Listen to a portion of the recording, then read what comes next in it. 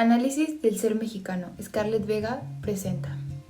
Emilio Uranga González Andrade fue un destacado filósofo que perteneció al grupo Hiperión, encabezado por Leopoldo Sea e inspirado por José Gauss, por lo que sus reflexiones filosóficas se centraron en descubrir y exponer el ser del mexicano. Emilio Uranga sobresalió por su aguda inteligencia, su vocación filosófica y su alerta curiosidad.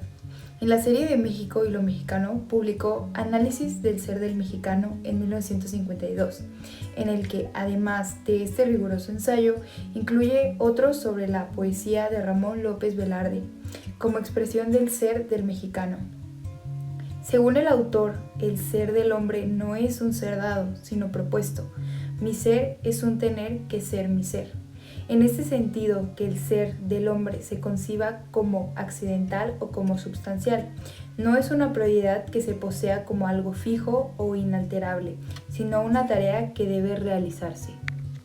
El autor mexicano Emilio Uranga, en su capítulo número 2, Filosofía, subtema El accidente y el mexicano, analiza cómo es el ser del mexicano a partir de dos conceptos relevantes, que es el accidente y la sustancia, que ya lo había mencionado anteriormente.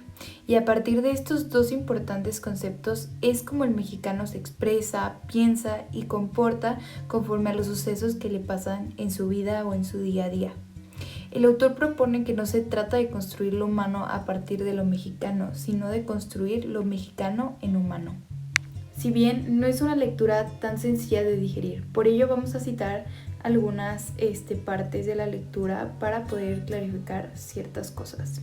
Por ejemplo, que el ser del hombre sea ontológicamente accidental. Cuando decimos que el ser del mexicano es accidental, pretendemos tomar tal acerto con entero rigor, lo que significa que pretendemos poner en claro los problemas entrañados en la caracterización del ser como accidente. Se ha objetado a nuestra antología que, al afirmar que el ser del mexicano es accidental, hemos definido con ello la condición humana general de que participa el mexicano. Esto quiere decir que él consideraba que no solo los mexicanos eran accidentales, sino que el hombre en general es accidental. Cuando hablamos del mexicano como hombre, queremos significar con ello una interpretación del mexicano como hombre a partir de su ser.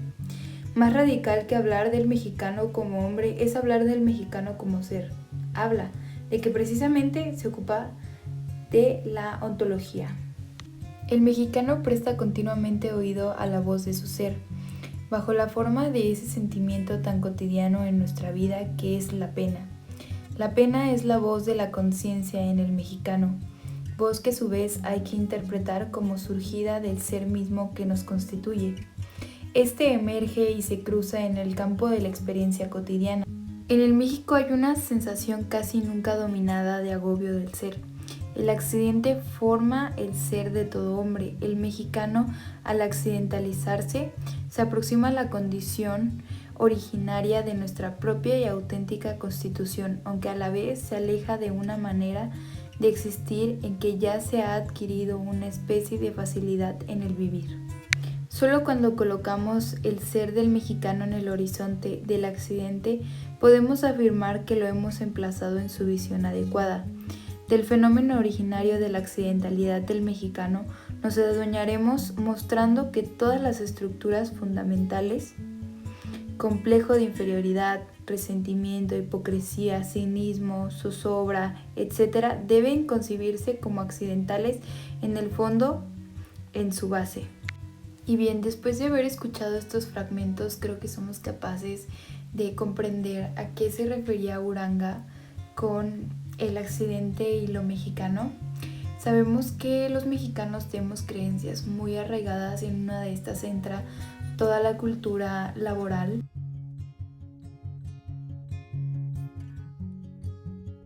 Con esto quiero decir que en México se tiene la idea de que si no estudias en una rama de las ciencias de la salud o de alguna ingeniería, probablemente no vas a tener uno de los salarios más favorecidos del país.